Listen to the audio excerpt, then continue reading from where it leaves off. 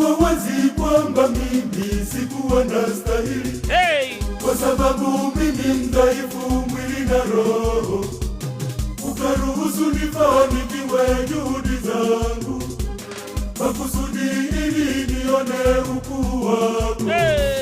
Ndugu wanipende, jamaa waniheshimu, marafiki wanijali, wanisaidie.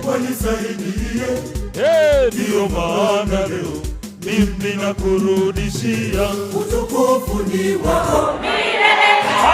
Sifa na heshima ni vyako.